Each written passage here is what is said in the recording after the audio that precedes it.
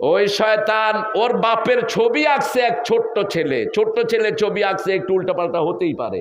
এই ছেলেকে উঠায় আনিয়া 3 বছরের জেল দিয়ে দিচ্ছে। কি একখান পবিত্র জিনিস ছিল। এখন পোলাপানেও দিচ্ছে। জাতির পিতা উনি ছিলেন। এ আল্লাহকে ডাকাও তো বন্ধ ছিল। তাকবীর দিতে পারবা না, কি বলতো? তাকবীর দিবা না, তাকবীর দিবা না, শুধু আমার বাপের কথা বলবা। বাপের নামে মূর্তি বানিয়েছিস, মূর্তি নিয়ে যাবি, মনে রাখিস। মূর্তি যারা বানায় তারা মুশরিক। তারা কি? কয়শো কোটি টাকার মূর্তি বানানো হয়েছে, সবার মুখাস্ত। চাকরের কাছে কয়শো ছিল? চাকরে কিসে চলতো? তোর বাপের টাকা, সব আমাদের জনগণের টাকা, ঠিক না ঠিক? রানা প্লাজার কোনো বিচার হলো না। ওই কুত্তাটাকে ধরে এনে মানুষের হাতে ছেড়ে দাও। আমাদের যে শ্রমিকদেরকে মারা হয়েছে, আজও তাদের কান্নার আওয়াজ আমার কানে ভেসে আসে। সেখানে সহজ কিছু খেদমত দিয়ে একজন দীর্ঘদিনের এমপি হয়ে গেছে। জনগণ চিনে না, এলাকা চিনে না। নিধিরাম সর্দার আইসে নরসিংদী থেকে, কিচ্ছু চিনে না গেরাম গুরাম। এটা কথা কও না কে? চিনে কিছু?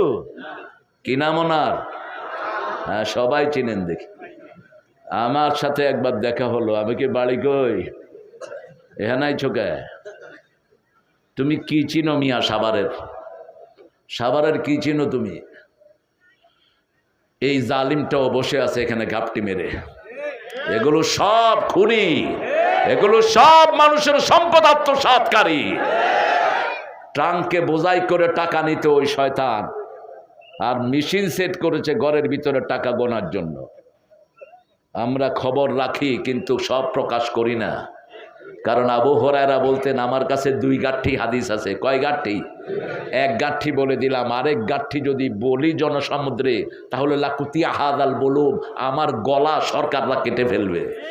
কি একখান নেয়ামত পাইছিলাম আমরা। মাননীয় স্পিকার হালায় আমার একখান ব্রিজ লাগবো। এই হলো এমপির চেহারা। এরপরে স্পিকারে কইল যে আপনি হালা উড্র করেন। সে এবার কইতেছে মাননীয় ব্রিজ আমার একখানি স্পিকার লাগবো। নগরের বোরকা পরা মেয়েকে আতুর দিয়া পিটাইয়া হাতের আঙ্গুল সব ছেঁচে দেওয়া হয়েছে। অপরাধ কি ছিল মেয়ের? কি ছিল? বোরকা পরা। আর শয়তান বলে কি অপরাধ করেছি? অপরাধ কি করেছিস তুই জানোস না? তুই 1500 শিশুকে দুনিয়া থেকে বিদায় করেছিস তুই ক্ষমতায় থাকার জন্য। একদিনে 1500। কয়শো? কথা কন না কেন? 1500। আর বিগত 17 বছরে কত? এই আমাদের বিপ্লবের বিরুদ্ধে কয়টা মামলা ছিল? কই গেছে বিপ্লব? 40। আর আমাদের এই দরবেশের 32টা। বলেন একটা লোকের যদি 32টা মামলা হয়, এর জীবনে থাকে কিছু? বাড়িতেও থাকতে পারে নাই, হিজরত করে চলে গেছে সেই সেরাগালির পার হয়ে। 5 তারিখের পরে আবার এসে বাড়ি ঢুকছে।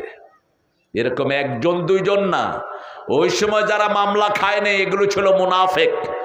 বহু হুজুর ওই সময় শান্তিতে ছিলেন। এগুলো হুজুর না, এগুলো খাজুর, এগুলো মুনাফেক, সরকারের পা চাটা কুত্তা এগুলো। আমরা ঐক্যের সাথে কথা বলি না, কিন্তু তোমরা যদি সামনের ঐক্য হতে না দাও তোমাদের চেহারা উন্মুক্ত করে ছেড়ে দেব। ঐক্যের বিরুদ্ধে কথা বলে এরকম কিছু বেয়াদব আছে না? নাই আছে। যিনি সবচেয়ে বেশি সরকারের সাথে ছিলেন তিনি ঐক্যের বিরুদ্ধে কথা বলেন বেশি। এখানে একটা ছেলের পোস্টার দেখলাম, এই ছেলে সাইদি সাহেবের ফাঁসি চেয়েছে। এ এখন ওয়াজ করে বেড়ায়। কেন দাওয়াত দেন এ সমস্ত চোরদেরকে? হ্যাঁ, একজন ছিলেন ফরিদউদ্দিন মাসুদ। কি নাম? উনি গিয়ে শাহবাগীদের সাথে হাত মিলিয়েছেন। এখন কোথায় তুমি? ওই মানুষটা তো অনেক পবিত্র জীবন নিয়ে চলে গেছেন, ঠিক না বা ঠিক? পৃথিবীর এমন কোন দেশ নাই যেখানে তার জানাজা হয় নাই। তোর জানাজা বাংলাদেশেও হবে কিনা আমরা সন্দেহে আছি, ঠিক না বা ঠিক? রানা প্লাজা ভেঙে ফেলছে কারা? কি ছাগল পাগল মন্ত্রী হয় দেখেন। স্বরাষ্ট্রমন্ত্রী কয় শিবিরের পোলাপানার বিএনপির পোলাপানে ঝাঁকি দিতে বলে এটা ভাইয়া এর নাম হয়েছে ঝাঁকি তত্ত্ব। কি একখান নেয়ামত পাইছিলাম আমরা। আল্লাহ এ সমস্ত লোকদের থেকে আমাদেরকে হেফাজত করেন। আরেকটার কথা নাইবা বললাম, পটুয়াখালীর হ্যাঁ হ্যাঁ আমাদের, হ্যাঁ হ্যাঁ আমাদের, হুঁ হুঁ।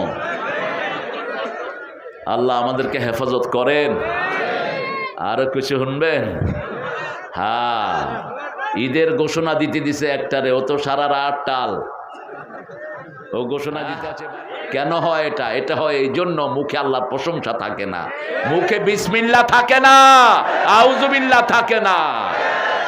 সংবিধানে বিসমিল্লাহ কে লাগিয়েছেন? আল্লাহ লাগাইছে। এ বিপ্লব, তোমার লোকেরা যে কত ভালো, আল্লাহ আসমানের থেকে আয়া তোমাকে সংবিধানে বিসমিল্লাহ মেরে দিছে না? হ্যাঁ, কে লাগাইছে? হ্যাঁ।